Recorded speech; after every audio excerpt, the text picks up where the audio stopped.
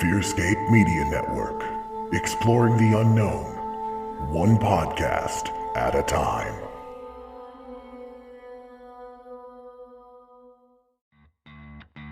Hey everyone, Ray Robinson here, host of the Unsensitive Podcast. You're probably wondering, what does unsensitive mean? Well, it's a completely made-up word to define a topic that is insensitive to talk about at family gatherings and parties, but you talk about them anyway. New episodes drop every other Tuesday evening at 7 p.m. Eastern, part of the Fearscape Media Network.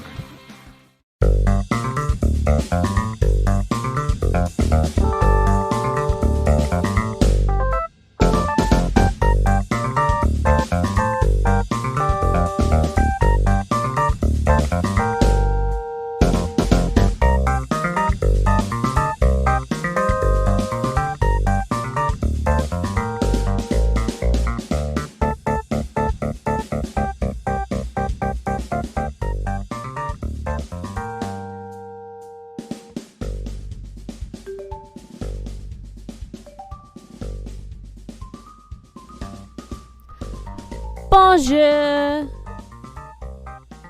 Bienvenue à wishful drinking and binge thinking. Je m'appelle Elodie Morton. Je parle un peu de français, mais non pas bien.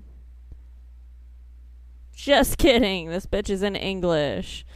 I noticed that I'm getting some listeners from different areas of the world, and I'm like, what the fuck, why?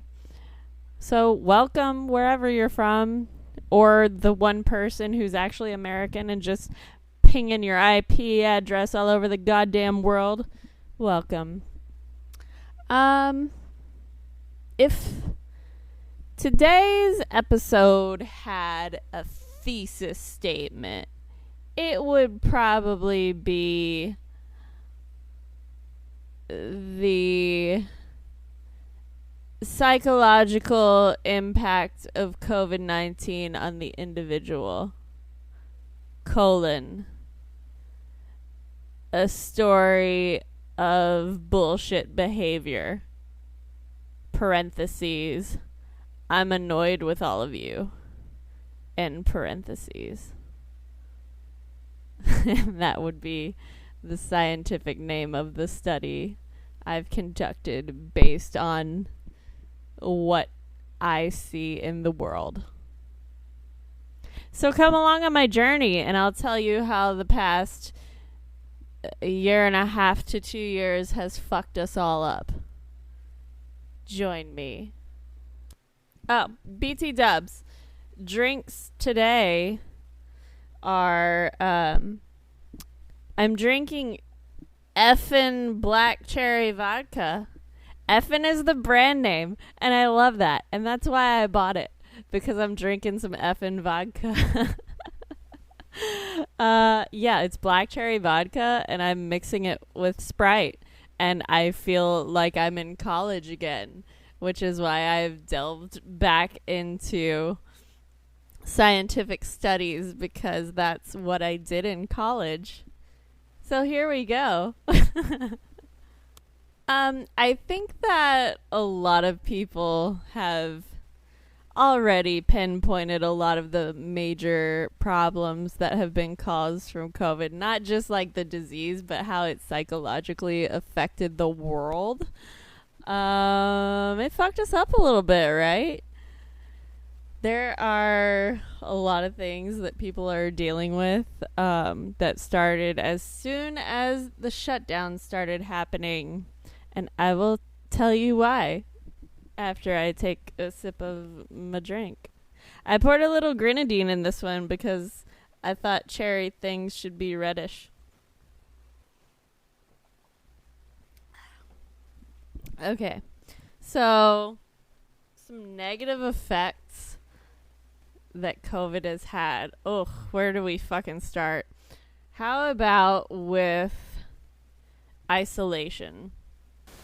Humans aren't meant to be solitary creatures, okay? It's the reason we built society in the first place, god damn it.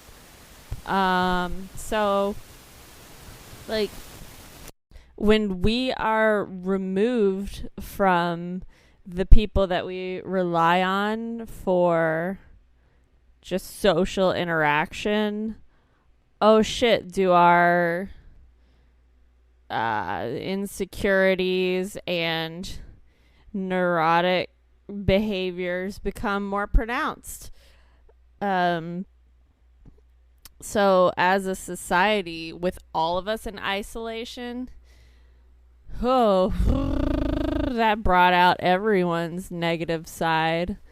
And the issue that made it a problem for everyone, the introverts and the extroverts, was the uncertainty.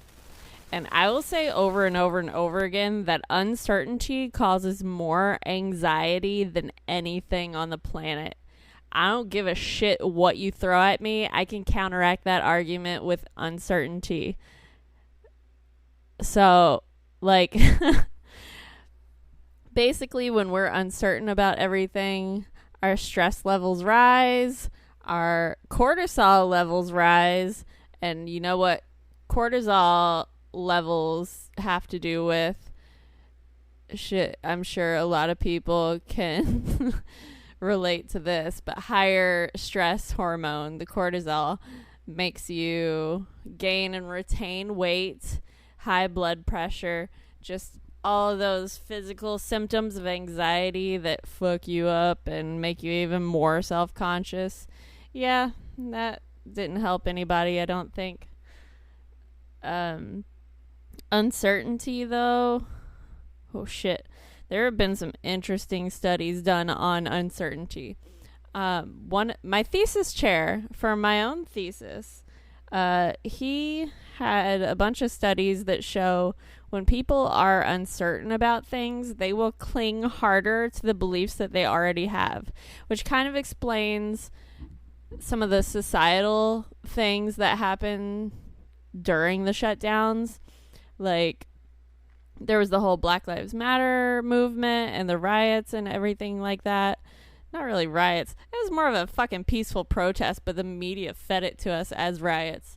Anyway, that's why some of the people who kind of like Trump became Trumpers, we'll call them, or why they fought back against that so hard, because when people are made uncertain of their beliefs, they cling to them tighter. It was a really interesting study that my professor did, and it was about religious beliefs. So people who were made uncertain about their religious beliefs, like they were primed with questions like, do you believe in God? Why? Are you sure? Like, how can you believe that with no proof? They would start answering questions with like more gusto than they did at their baseline, like before they were made uncertain. Like after they were made uncertain, they were like, yeah, God exists and I go to church every Sunday, even though they reported not going to church every Sunday. So it kind of explains why during this whole situation the past couple years that people really gravitated more towards black and white thinking instead of living in shades of gray, which is where the majority of the world exists, and you need to accept that. Another drink coming up. Yeah, so anyway, a lot of people's beliefs were called into question during all of this, which made them cling tighter to what they already kind of believed. And that's why everything is so fucking polarized now. And it's bullshit. Like, politically, this two-party system is bullshit because it does polarize people. Where's the middle ground? And don't tell me libertarianism is a middle ground. All 7 of those people, their votes don't count. Look, guys, we're fucked up right now as a nation and as people and as individuals. And we gotta rein that shit in and figure out what we're about. That was another reason that things are so fucked up, is because when everything shut down, You know those people that like called meetings to say something that could have been said in an email? Like everyone realized, yeah, that really could have been an email. Like, oh shit, everything we've been going in the office to do could have been done from home easily. Like, that changes things. So our entire societal structure and how it was made up was broken down. And now people are confused and they're uncertain about what things should look like and what they should fight for and what they should just go back to. So everyone is just in this state of uncertainty and confusion, and that's not working. You can only exist for so long in that state. Yeah, like, let's look at the workday, for instance. Who came up with that? Why is it still working for us? It's not working. Nobody likes it. You know who has it right? Fucking Spain.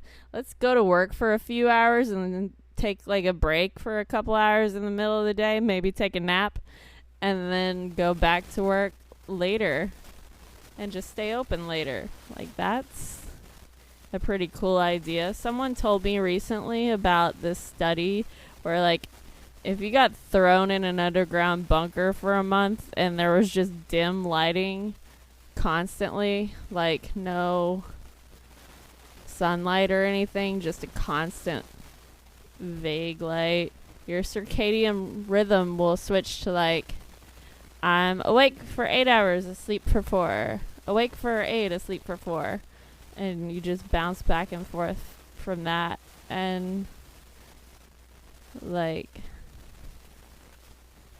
yeah, maybe we should rethink what our work schedule looks like. I don't know. This whole thing has made us rethink everything, and nobody's really coming up with a solution, so it seems like we're just going back to the shit that wasn't working.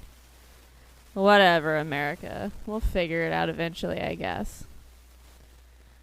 Another big thing that the shutdowns did, I think, was that because we weren't able to see people in person, we had to rely on social media, which is fucking dumb. Like, you know how many studies have been done on social media?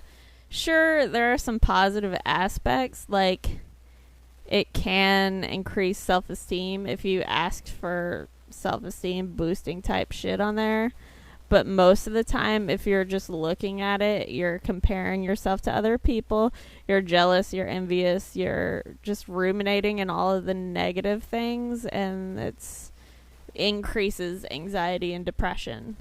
But yeah, that's kind of the big thing that happened over the past year or two, is that everyone really relied on social media for everything, including news. And there is this thing called disaster media exposure theory. And basically, the more you're exposed to shitty news, the more depressed you feel, which is a pretty, logical conclusion to draw. Why would you not?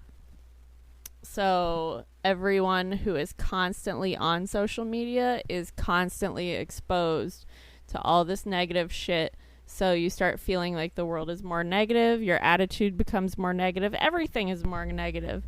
You start ruminating on the negative instead of focusing on gratitude and positive shit. And that's just where your focus stays. So all of these studies have shown that the more you rely on social media for everything, the more it increases your anxiety and depression. So if people are wondering why their mental health has not been good over the past couple years, it's not just because there's a stressful pandemic going on. It's because you're exposing yourself to more negativity more often. Just get off social media. Do yourself a favor. It's dumb as hell. I say as I promote my podcast on social media. There are positive aspects to it. There are. And it does help with connection. But should you use it incorrectly, like focusing on negative shit, yeah, you're not going to reap those benefits as much as the people that just use it for the positive aspects. Dum-dums.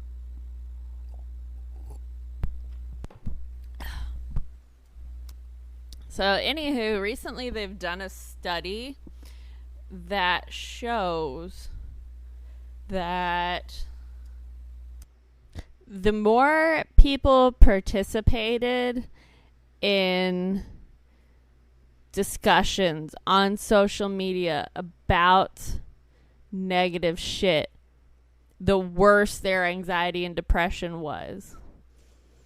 So basically, all the people who all year long are just getting into arguments on Facebook and like just trying to throw cancel culture in everyone's face and trying to, like, who are you trying to educate on Facebook? If you have a bunch of friends on there, don't most of them have the same ideals as you? And if they don't, trust me, you're not going to be able to change your mind, okay? You're not some kind of silver-tongued god. You can't change someone's mind that easily, especially if they don't personally know you. People are more willing to change their opinions if they personally know you. So quit arguing with strangers on the internet, you dum-dums. It's only making you feel worse. So the study says that the more you participate in discussions about negative shit, the worse your mental health becomes. So, again, I say to you, get the fuck off of social media, you nitwits. Like, you're complaining all day long about your mental health. You're the one that's making it worse by engaging with all those flippant ninnies. Okay? Do you understand the concept? I need you to, for your own sake. And a lot of that behavior inspires something called compassion fatigue in the people that are not overly participating in it. So a lot of people who may have been active in the beginning got so tired of certain people going balls to the wall in social media arguments that they legitimately just got tired of caring because it was too much of a strain on their own happiness.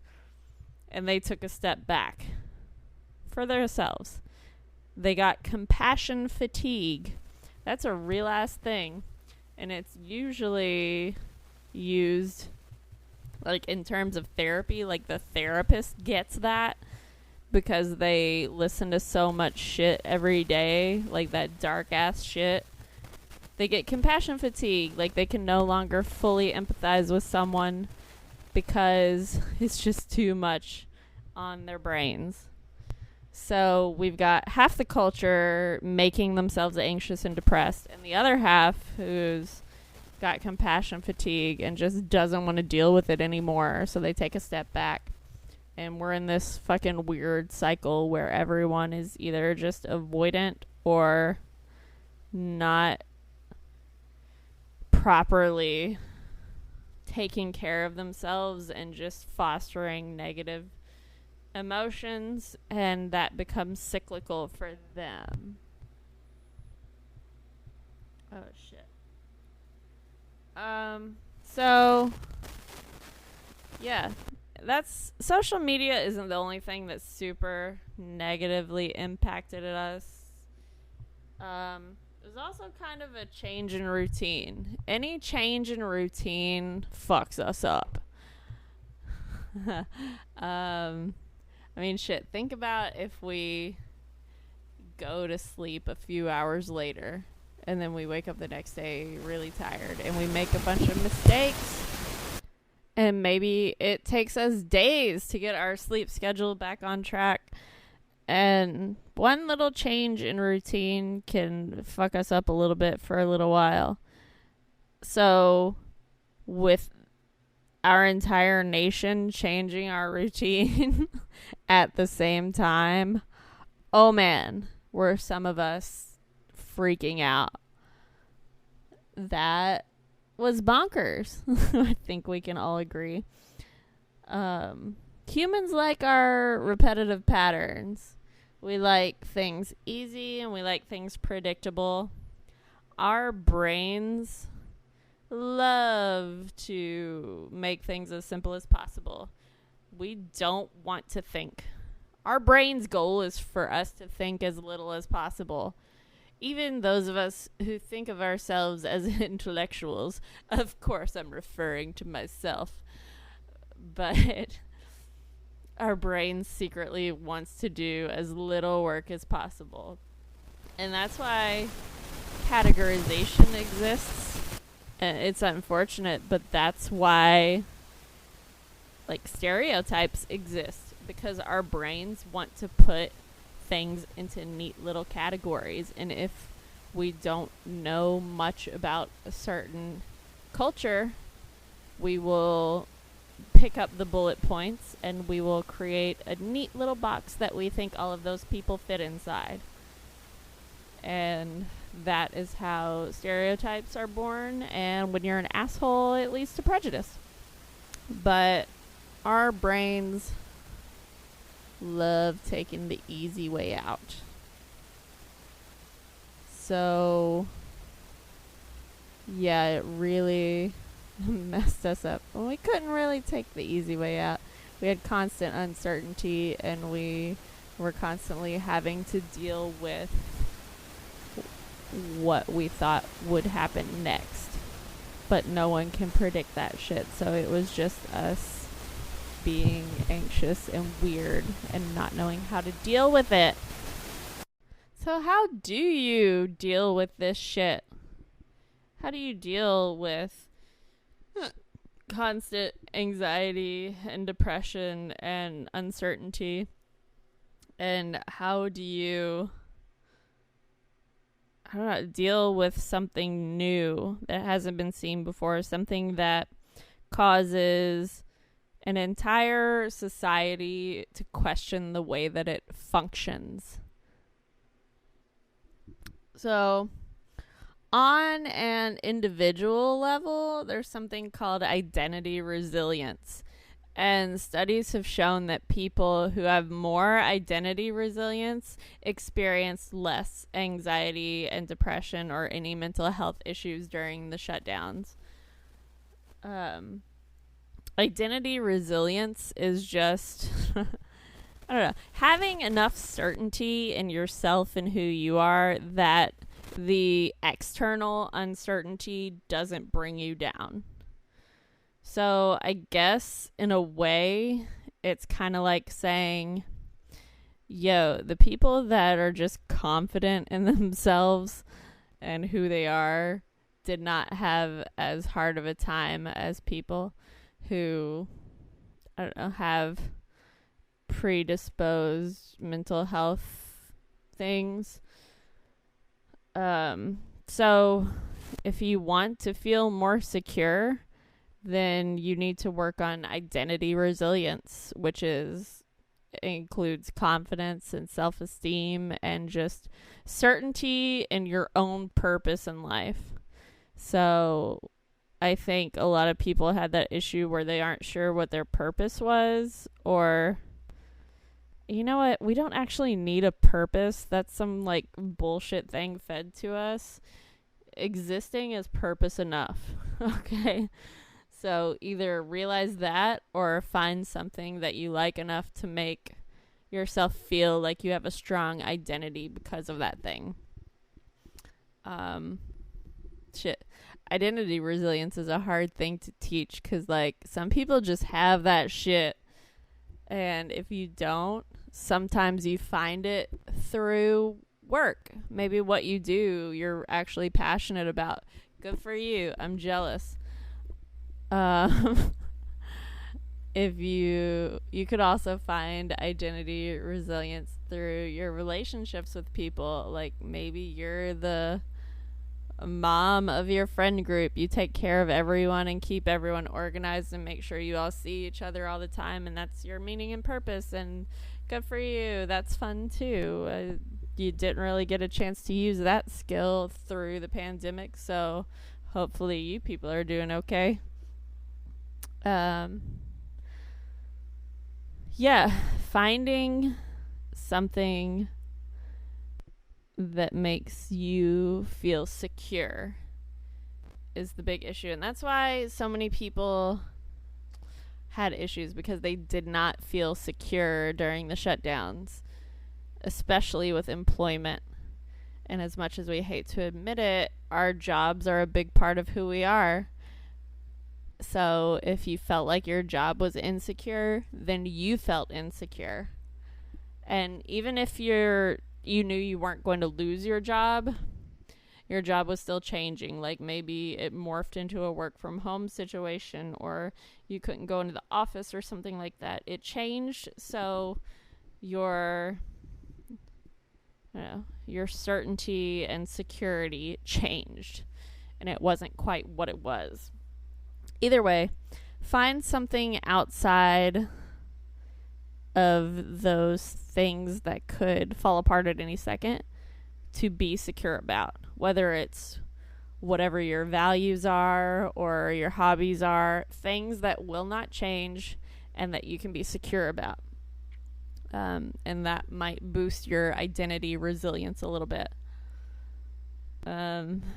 Self-esteem and confidence I talked about in another episode, so I will just direct you back to that for what you can learn to do to help in that situation. You know what? The Buddhists have a pretty fucking great way of dealing with uncertainty, and it's to not fucking deal with it. Buddhists believe that you should just sit in your uncertainty and be comfortable with it, because there's no way we can be certain about anything. So you can take steps to improve your certainty by just, being certain in who you are as a person. Or you can just sit around like the Buddhists believe and accept that nothing is certain anyway, and you just have to accept it. Oh shit, that's easy to say, but not easy to do in practice. Maybe you should meditate or or do some other calming shit where you just kind of work on accepting the fact that you can't be certain about anything. But yeah, that's kind of their ideology, which makes sense to me. What can you be certain about in life? Nothing. And yet we all pretend like we are, and that gives us the false confidence to go about our days without anxiety or depression rearing its ugly head. So when it actually does rear its ugly head, we can either go back to pretending like we have an idea of what's going on, or we can just fucking accept that we don't. We are not omniscient. I'm not God, even though my mild narcissism makes me think I am sometimes. So just let's accept the fact that we don't know what the fuck is gonna happen. And that's okay. And we sit with that, and we feel how uncomfortable that makes us. And then we move on to other tasks. You go, Buddhists. And then there is something called communal coping.